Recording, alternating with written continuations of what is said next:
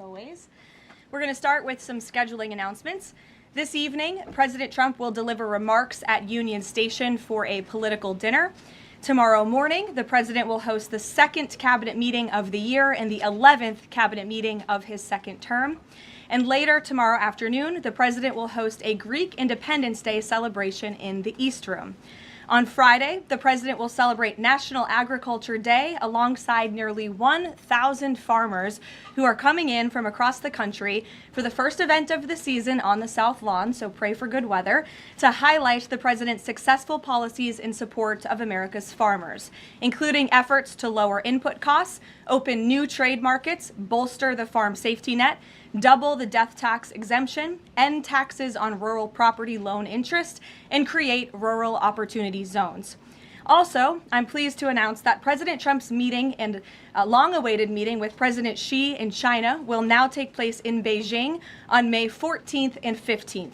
First Lady Melania and President Trump will also host President Xi and Madam Peng for a reciprocal visit in Washington, D.C. at a later date to be announced this year. Turning to the ongoing military operations in Iran, the United States military continues to decimate the terrorist Iranian regime's offensive and defensive capabilities. Just over 3 weeks in, it's abundantly clear that Operation Epic Fury has been a resounding military triumph. More than 9,000 enemy targets have been struck to date. Compared to the start of the operation, Iran's ballistic missile attacks and drone attacks are down by roughly 90%. The United States is also annihilating the Iranian regime's navy. We have destroyed more than 140 of their naval vessels, including almost 50 mine layers. This is the largest elimination of a navy over a 3-week period since World War II. Again, let me reiterate, this is the largest elimination of a navy on the face of the planet in a 3-week period since World War II. We are systematically dismantling Iran's defense industrial base, which will prevent future threats to the region. Our military also remains laser-focused on eliminating the regime's threat to the free flow of energy through the Strait of Hormuz. Over the weekend, we dropped several 5,000-pound bombs on an underground facility used to store equipment, including anti-ship cruise missiles and mobile missile launchers positioned along the coastline of the strait. Our military efforts grow more successful with each passing day, steadily degrading Iran's ability to terrorize merchant ships. For all of these reasons, we are very close to meeting the core objectives of Operation Epic Fury, and this military mission continues unabated. From the outset, President Trump and the Department of War estimated it would take approximately 4 to 6 weeks to achieve this critical mission.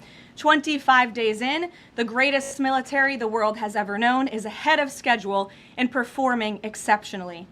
Day by day, the Iranian regime is being crippled, and their ability to threaten the United States and our allies is being significantly weakened. Their ambitions of building a nuclear weapon have also been crushed to an even greater degree than they were in Operation Midnight Hammer in June 2025. That's why you're beginning to see the regime look for an exit ramp. They recognize they are being crushed, their ability to attack American and ally forces, as well as their ability to defend their own territory is dwindling literally hour by hour. Following President Trump's powerful threat on Saturday evening, it was made clear to the United States that Iran wanted to talk. President Trump is willing to listen. As President Trump announced on Monday, the United States has been engaged over the last 3 days in productive conversations, which led the president to temporarily instruct the Department of War to postpone planned strikes against Iranian power plants and energy infrastructure only. The remaining elements of the Iranian regime have another opportunity to cooperate with President Trump, permanently abandon their nuclear ambitions, and cease actively threatening America and our allies. But the president's preference is always peace. There does not need to be any more death and destruction. But if Iran fails to accept the reality of the current moment, if they fail to understand that they have been defeated militarily and will continue to be, President Trump will ensure they are hit harder than they have ever been hit before. President Trump does not bluff, and he is prepared to unleash hell. Iran should not miscalculate again. Their last miscalculation cost them their senior leadership, their Navy, their Air Force, and their air defense system. Any violence beyond this point will be because the Iranian regime refused to understand they have already been defeated and refused to come to a deal. Here at home, we are now on day 40 of the Democrats' shutdown of the Department of Homeland Security. Democrats in Congress are forcing American travelers to wait in hours-long lines at airports across the country, robbing TSA officers and other federal workers of their hard-earned paychecks that they use to feed their families, and causing billions of dollars in damage to our economy. A father of 3 recently told CBS News that he felt he had no other choice but to quit his job as a TSA officer and find other work as the Democrats' shutdown of DHS continues. This is the quote from the father, and I encourage everyone to listen. "I think the hardest thing is seeing the struggle that my wife was going through and not trying to bring more stress to her," the father of 3 said, "but seeing her cry every night, how am I going to feed my family? How am I going to survive?" For the Democrats in Congress, the cruelty of this shutdown is the point. Nearly 500 TSA officers have quit since the Democrat shutdown began. President Trump, to alleviate this pressure, made the decision to send some of our amazing ICE agents to help alleviate that stress and address the long wait times. And for all of the critics of this solution a few days ago when it was proposed by the president, it is yielding results. Wait times have improved since ICE arrived, and they are doing everything in their power to help their fellow federal service members. But it's important to take a step back and remember, why is this even happening in the first place? For nearly 6 weeks, Democrats in Congress have kept DHS shut down because they care more about illegal aliens than American citizens. You have Democrat elected representatives in states across the country who are willing to inflict massive pain on their own constituents to fight for illegal aliens who broke our nation's laws to come here. In recent days, we saw the deadly consequence of this deranged policy of Democrat open borders and an illegal alien-first agenda. A beautiful 18-year-old girl, Sheridan Gorman, she was shot and killed in Chicago last Thursday morning while walking in a park with friends. The suspect in custody for murdering her is a Venezuelan illegal alien who was caught and released at the border by the Biden administration in May of 2023.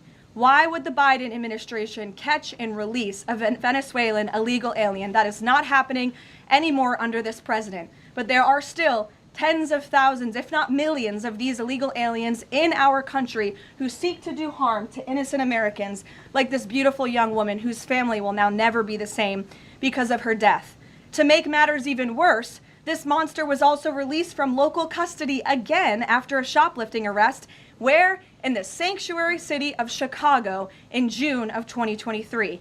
Again, another innocent American citizen had her life stolen from her because Democrats embrace reckless open border policies and reckless sanctuary city policies, which put criminals back into American communities.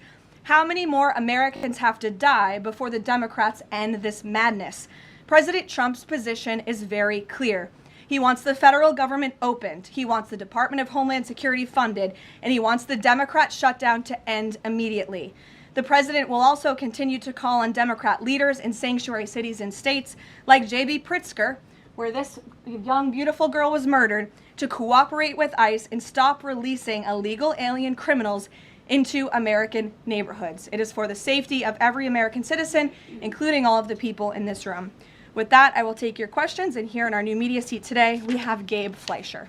Thanks, Caroline. Thanks, Gabe, for being here. Thank you. I have 2 questions for you.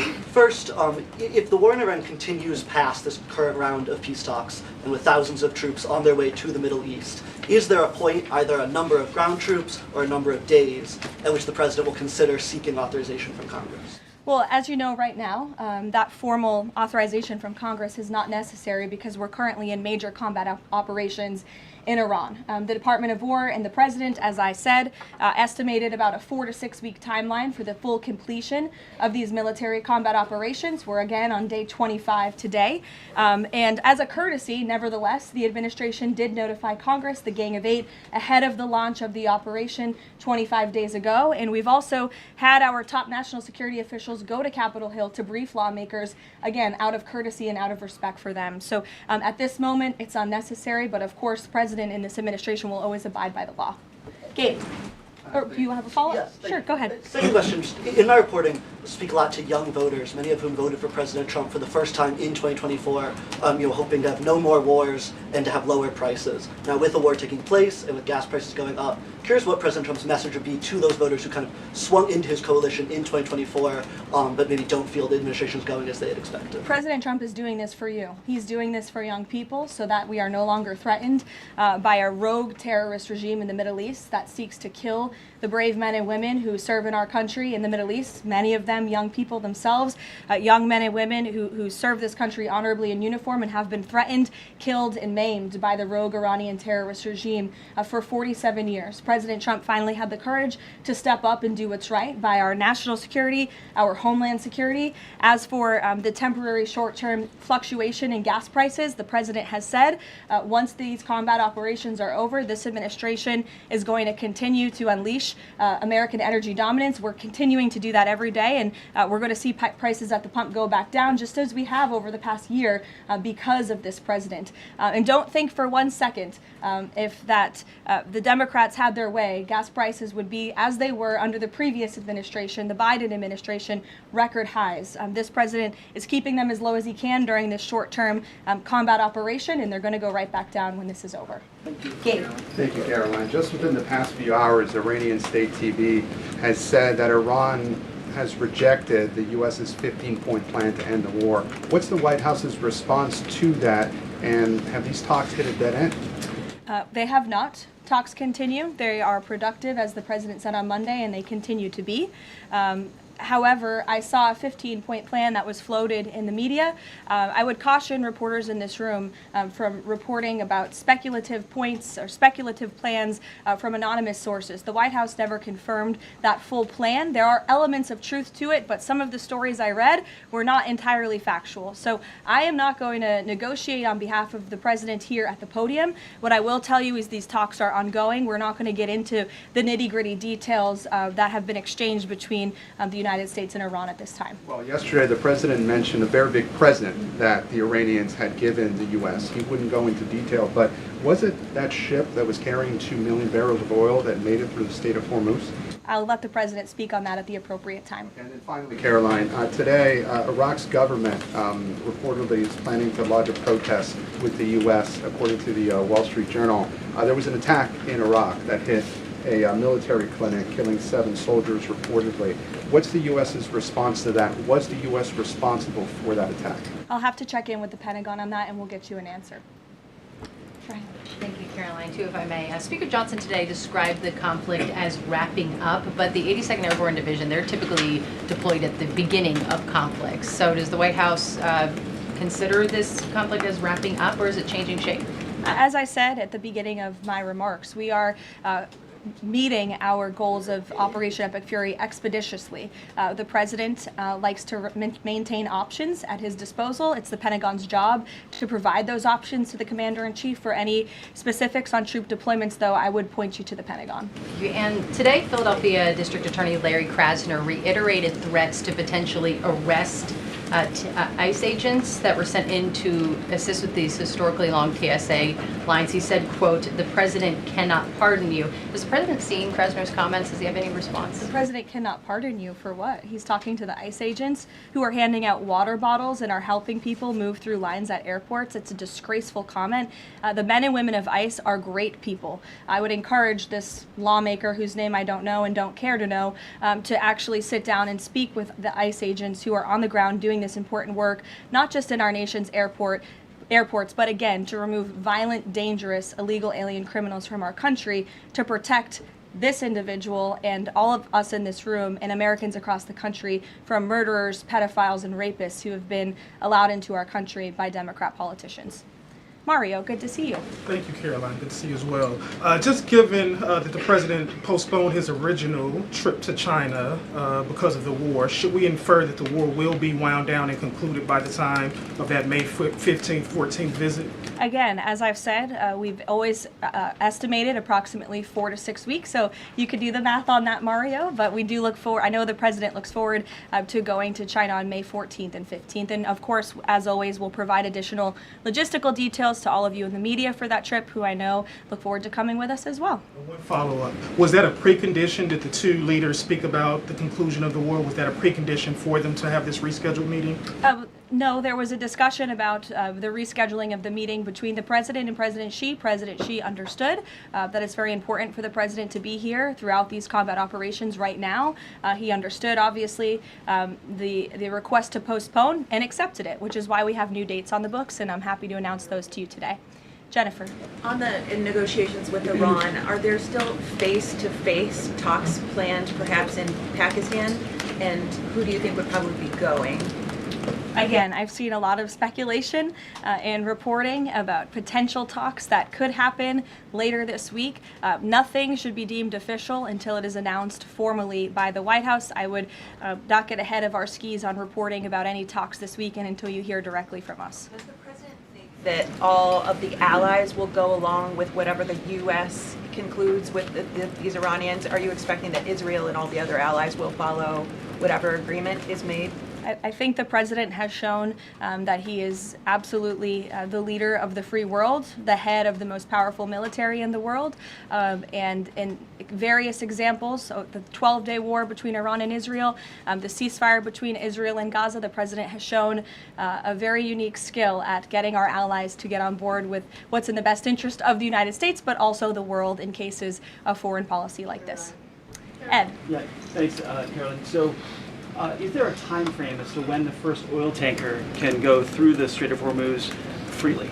It's a very good question, Ed. I don't have a specific timeline for you today, but it's obviously something the administration is working towards as quickly as we can. And with respect to oil, as you know, the administration has taken a number of actions to stabilize the markets. We directed the U.S. DFC to offer reasonably priced political risk insurance for takers through the strait.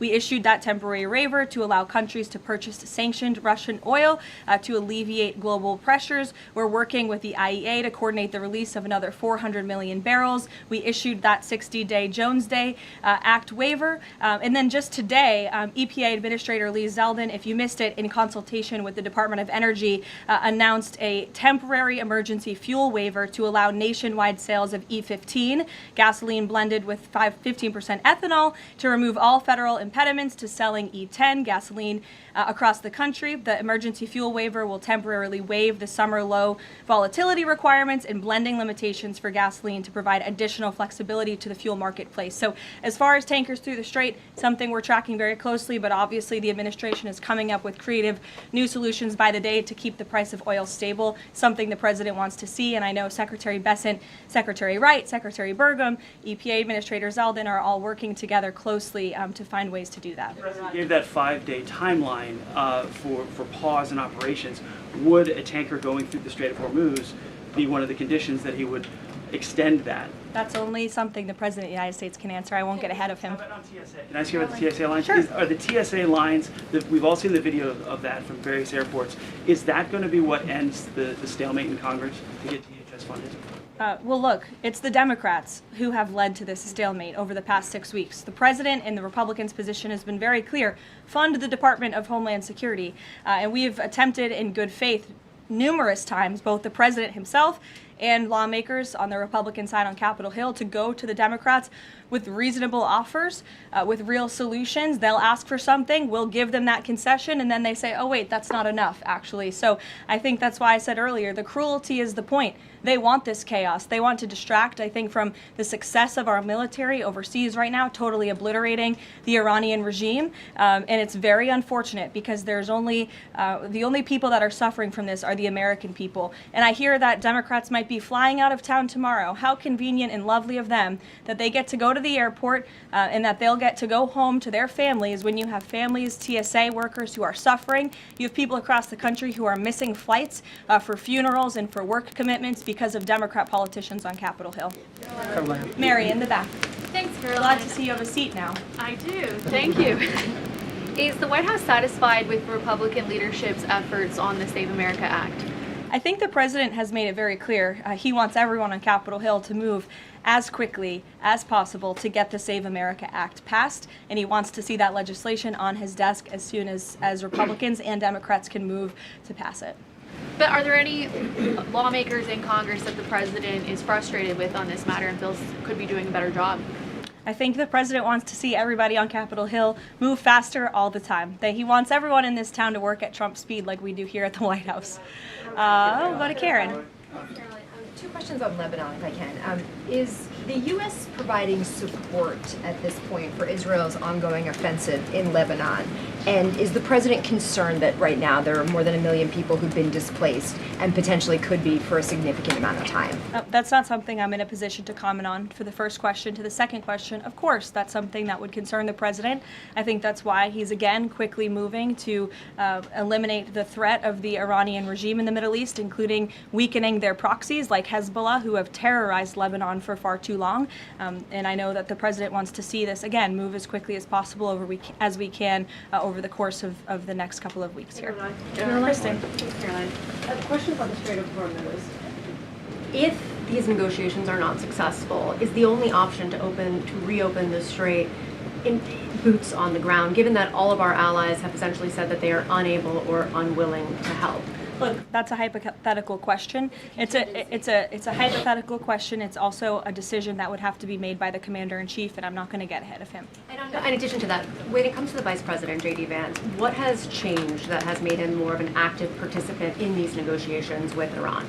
I don't think anything has changed. The Vice President has always been a key member, the President's right-hand man, and a key member of the President's national security team.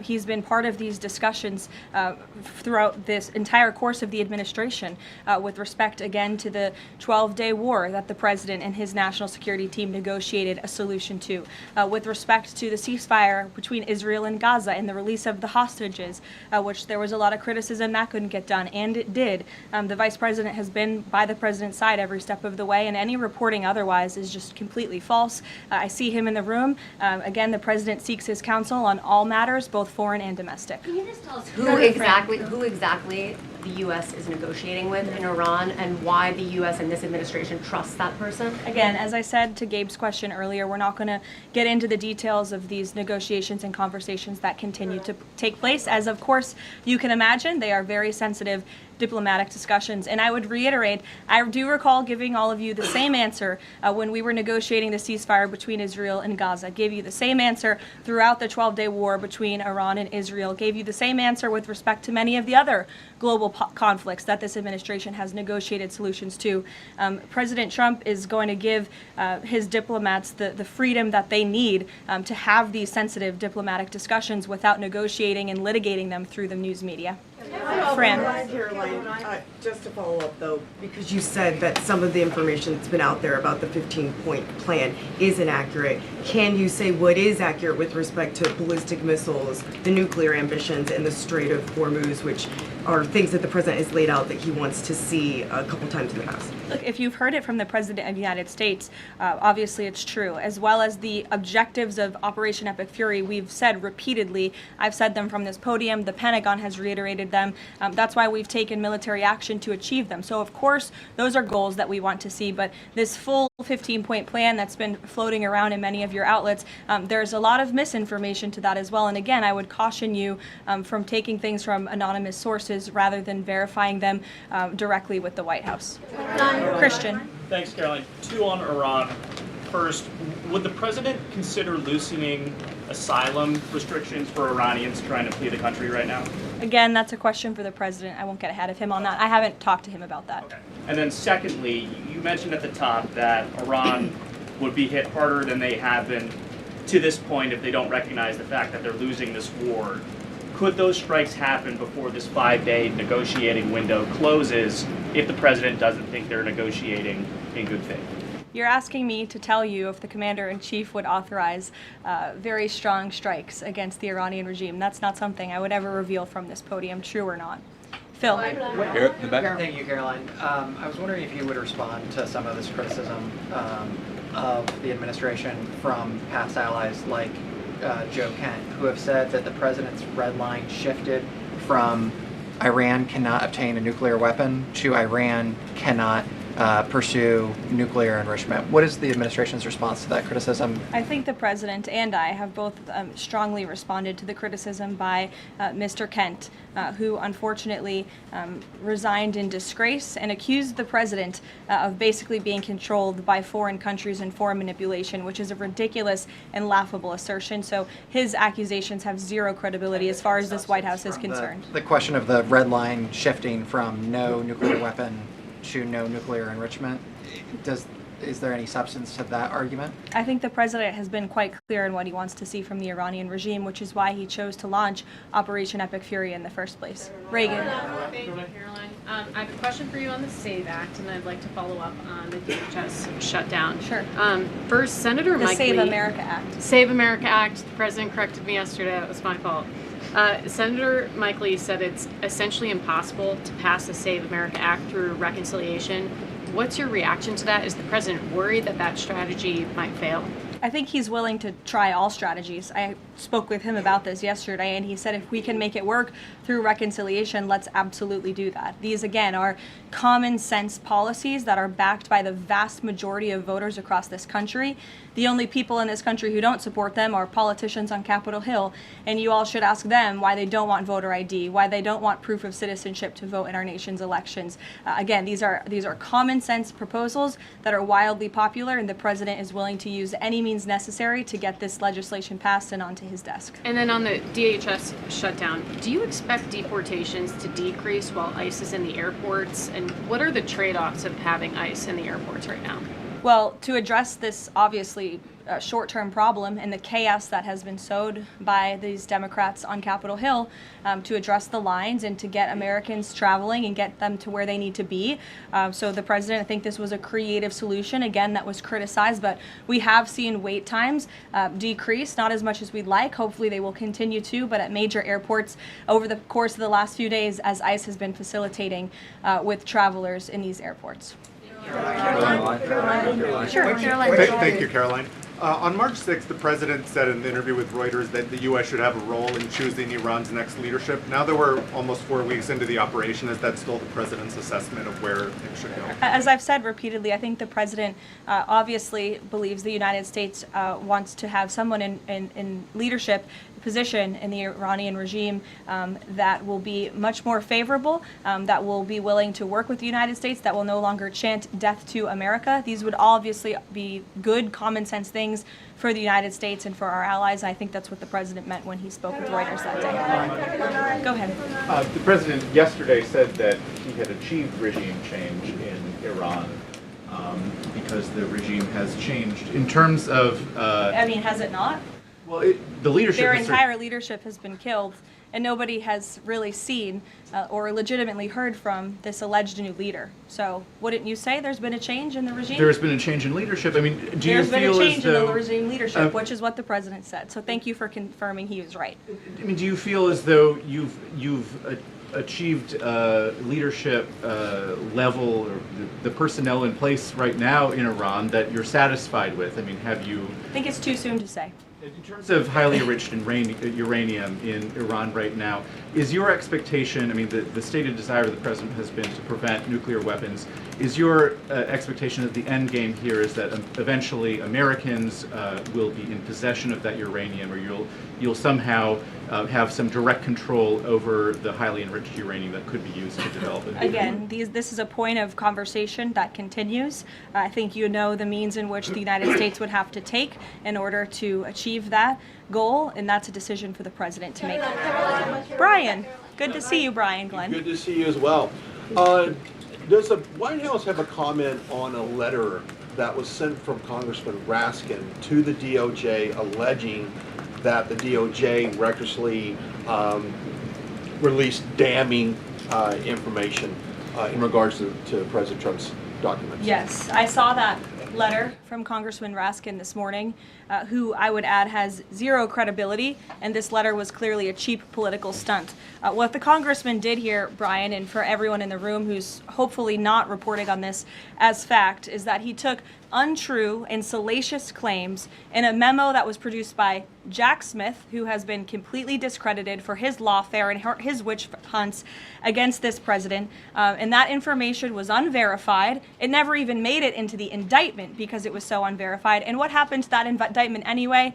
It was thrown out. And Jack Smith has been proven, again, to be a prosecutor on a witch hunt against President Trump. He tried to throw him in jail ahead of the 2024 election. The Biden Department of Justice was fully on board with this lawfare campaign. And in fact, this story that was concocted by Congressman Raskin was so ridiculous, I understand his communications team reached out to some outlets in this room who responsibly said, we're not going to write this because this is just too much. However, of course, MS Now did write that story this morning because they continue to be left-wing propaganda for the Democrat Party. But I think Jack Smith has been proven to be a liar and a fraud. And this is, again, a cheap political stunt from a Democrat on Capitol Hill who I think wants to get himself on cable television. Thank you all very much.